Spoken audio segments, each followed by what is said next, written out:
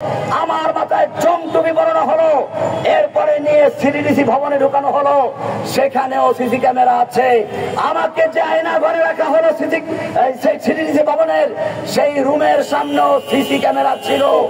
এরপর এসে আবার অসুস্থ হয়ে পড়লো। আমরা বললাম যে আপনি আবার হাসপাতালে যান। তিনি বললেন আমাকে আর হাসপাতালে পাঠিও না, আমি তোমাদের কোলে বসে মরতে এসেছি।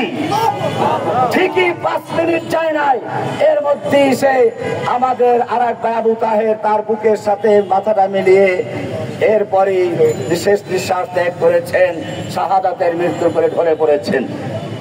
এমনি ভাবে মুফতি আব্দুর রউফ সাহেব জেলখানায় মারা গেছেন। আমার মামলাগুলো দীর্ঘদিন পর্যন্ত পড়ে আছে, কোনো বিচার নেই। কেন বিচার করে না? কারণ তারা জানে সাজানো মামলা, বিচার হলে পরে একজনেরও কোনো সাজা হবে না, সেজন্য তারা বিচারগুলোকে ঝুলিয়ে রেখেছে। আপনারা জানেন, একটা পরিষ্কার নাটকের কথা বলি, অনেক সাংবাদিক ভাইয়েরা আছেন। আমি গত হাসিনার শেষ দিকে সম্ভবত ফেব্রুয়ারিতে সব মামলায় জামিন পেয়ে আমাকে মুক্তি দেওয়া হলো। জেলখানার ভিতরে দেখলাম কিছু লোক বসে আছে সিটিডিসির ইমরানের নেতৃত্বে। আমাকে জেলখানার থেকে নিয়ে আসা হলো। আপনারা জানেন জেলখানার গেটের ভিতরে সিসি ক্যামেরা আছে, জেলখানার বাইরে সিসি ক্যামেরা আছে, জেলখানার মূল গেটে সিসি ক্যামেরা আছে। আমাকে বের করে নেওয়া হলো। 3টা গাড়ি সেখানে আগের থেকে উপস্থিত ছিল। আমার মাথায় চমটুপি পরানো হলো, এরপরে নিয়ে সিডিডিসি ভবনে ঢুকানো হলো, সেখানেও সিসি ক্যামেরা আছে। আমাকে যে আয়না ঘরে রাখা হলো সেই সিডিডিসি ভবনের সেই রুমের সামনেও সিসি ক্যামেরা ছিল। এরপরে প্রচার হলো জসিমউদ্দিন রহমানী জামিনে বের হয়ে গেছে, তাকে খুঁজে পাওয়া যাচ্ছে না, তাকে গ্রেফতারের জন্য তালাশ করা হচ্ছে।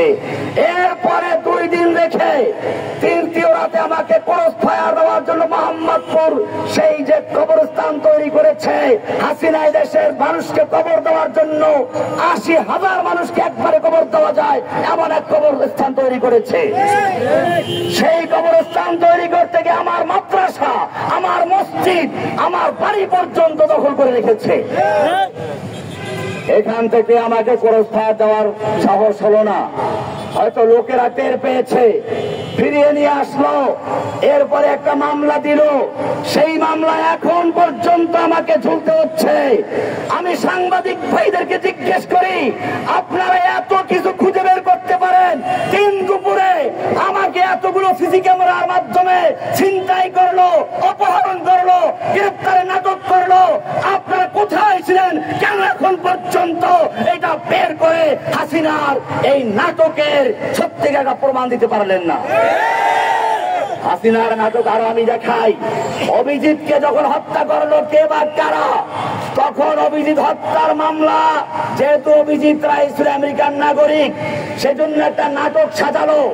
তৌহিদুল ইসলাম নামে একজনের লন্ডনের নাগরিক, মা মানসিক রোগী, বাংলাদেশে চিকিৎসার জন্য এসেছে, তাকে গ্রেফতার করলো। আমার ছোট ভাই একটা কলেজের প্রফেসর ছিল, একটা সরল সোজা মানুষ, গ্রামের এক কলেজের প্রফেসর, তাকে ধরে আনা হলো। এরপরে সাজানো হলো, এরা টিএসসি পার্কে বসে তারপরে অভিজিৎ রায়ের মামলার হত্যার পরিকল্পনা করে, তারপরে হত্যা করেছে, এরপরে এই করে সেই করেছে, এমন ভাবে নাটক সাজিয়ে প্রচার করলো। বাংলাদেশের নাম আন্তর্জাতিক সব মিডিয়া সেটা প্রচার হলো। কিন্তু যেহেতু বিষয়টা আমেরিকান নাগরিকের, আমেরিকা বুঝতে পারলো এটা সাজানো, আমেরিকা ভেটো দিল অভিজিৎ রায়ের স্ত্রী বন্যা। তখন এই মামলা বাতিল হয়ে গেল, নতুন করে আবার আসামি ধরা হলো। আমি জিজ্ঞেস করতে চাই, প্রথমবার যাদেরকে গ্রেফতার করে নাটক সাজানো হয়েছিল, পরে যাদেরকে বেকসুর খালাস দেওয়া হলো, আমার ভাইটাকে অত্যাচার করে হত্যা করা হলো, এদের বিচার কে করবে?